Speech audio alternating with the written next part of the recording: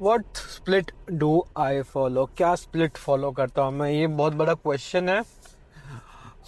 मैं कोई भी स्प्लिट फॉलो नहीं करता। मेरे पास जो मेरा कोच प्रोग्राम करता है एंड जो मैं इनपुट देता हूँ उसके अकॉर्डिंगली एक प्रोग्राम बन के मेरे पास आता है, which is based on like excel sheet पे हम लोग उसको राहुल बनाता है उसको basically. So that is what I follow. बहुत लोग को शायद से सुन के शौक लगेगा कि मैं मसल ग्रुप स्प्लिट फॉलो नहीं करता हूँ। दैट्स अंडरस्टैंडेबल बिकॉज बहुत ज़्यादा इंफॉर्मेशन नहीं है about programming of power lifting out there. मतलब इंफॉर्मेशन है, people just don't tend to see that. People just see splits for this famous lifters. So वो एक प्रॉब्लम है। मेरा स्प्लिट नहीं होता। We have particular days. For example मेरा Monday को होता है primary bench day. Primary bench day बोले तो मेन बेंच डे जिसपे मैं फोकस करता हूँ ऑन माई बेंच ओनली। मतलब बहुत बेंच पे होता है and that's like the heaviest weight in the whole week for the bench press. And एक और चीज़ मैं निखिल को रिमाइंड करूँगा सीट बेल्ट पहनने के लिए। हाँ, मैं फॉलो करता हूँ प्रोग्राम जो मेरा कोच मुझे प्रोवाइड करता है। इससे मेरे वर्कआउट में स्ट्रक्चर आता है जिसमें it's very easy to see what is working for me and what is not working for me. And programming कभी भी डिपेंड करता है on what principles they follow. Top to bottom होती है या तो बॉटम अप होती है। मेरे पर्टिकुलर केस में बात करेंगे तो we take movement very seriously. हम लोग ऐसा चेस्ट डे रखते नहीं है, ट्राइसेप डे रखते नहीं है, लेग्स डे रखते नहीं है। We have focus movement days. For example Monday को मेरा specific focus is on my bench and बाकी के एक्सरी वर्क होते हैं which I do later in the day. इतना टू बी वेरी ऑनेस्ट मेरे जिम में जो इक्विपमेंट्स हैं विच हैव मुझे पसंद नहीं है बिकॉज उनसे मैं मैक्स आउट फटाफट कर लेता हूँ and that is the problem.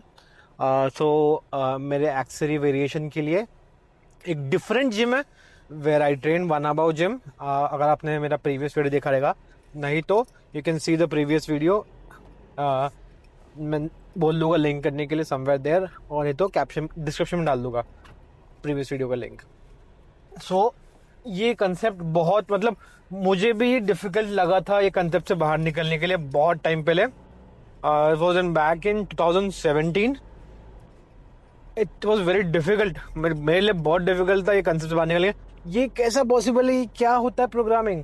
But मैंने अपना कंफर्ट जोन से पैर बाहर निकाला and I saw the vision over here. And ये विजन बहुत प्यारा है about being movement specific.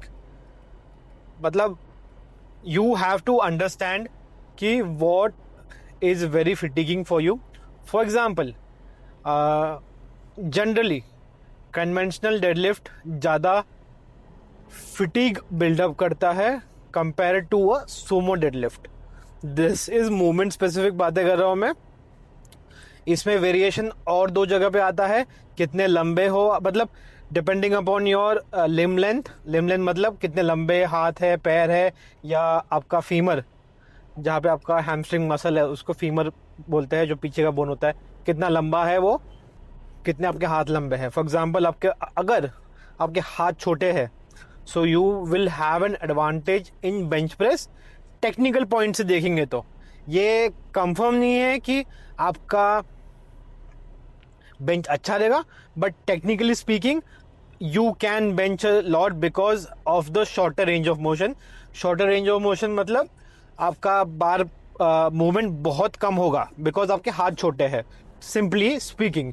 But वहाँ पे एक और इशू आता है, यू वॉन्ट, आपके पास वो एबिलिटी नहीं रहेगा to build a lot of muscle because you have limited limb length. मतलब हाथ का लेंथ बहुत कम है, सो आपका मसल मास पोटेंशियल कम रहेगा। सो वहाँ पे एक ट्रेड ऑफ होता है रेंज ऑफ मोशन में एंड मसल मास में। सो You have to मतलब it's just trying it out and seeing your potential. You can't like say कि भाई हाथ छोटे तो ज़्यादा bench press करेगा. Technically that's true, but I don't believe it. मेरा हाथ इतने लंबे है, still I bench press decent. मतलब मेरे हाथ I believe they मतलब मैं सोचता हूँ कि मैं अच्छा deadlift करता हूँ.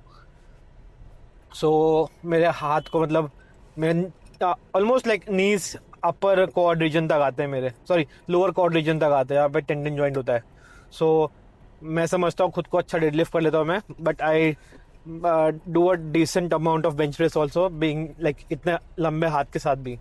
सो वॉट आई थिंक, मैं ये सोचता हूँ कि कुछ भी हो you will have to train and figure out yourself कि आपके लिए क्या काम करता है क्या काम नहीं करता.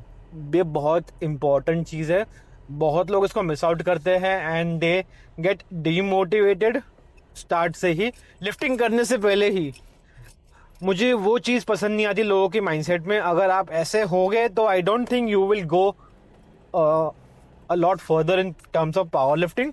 बाकी का मुझे पता नहीं, in terms of power lifting बात कर रहा हूँ मैं. बिकॉज इफ आपका वो माइंडसेट है तो बिल्कुल नहीं जाओगे आप ओवर थिंक करने लग जाओगे. That's not good. To be very honest, you will have to focus on enjoying जो भी हम लोग जर्नी कर रहे हैं. That's the main thing. And जैसे आप एंजॉय करोगे ये lift will increase if your programming is good enough. Beginner के लिए जो भी फर्स्ट 2 years करता है, they can gain strength pretty easily by doing any sort of programming. You can't like, you can actually, but it's not very enjoyable to be very honest in the start.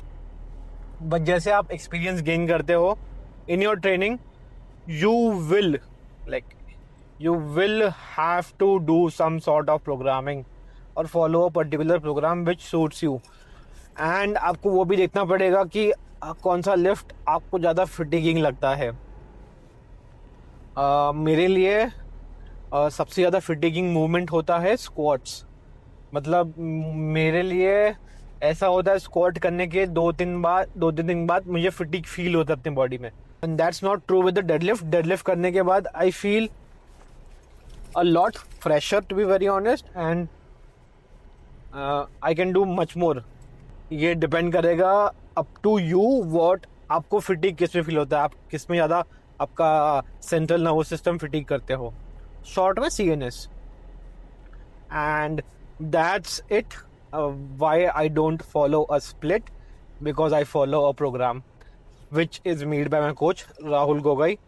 If you are interested in programming, I would recommend 2 coaches. तो 3 coaches. एक राहुल हो गया, एक देवा हो गया, देवा खुले, एंड एक मैं हो गया. And that's it. 10 स्ट्रॉन्ग. फिर मिलते हैं ऐसे वीडियो में. Peace out. Enjoy.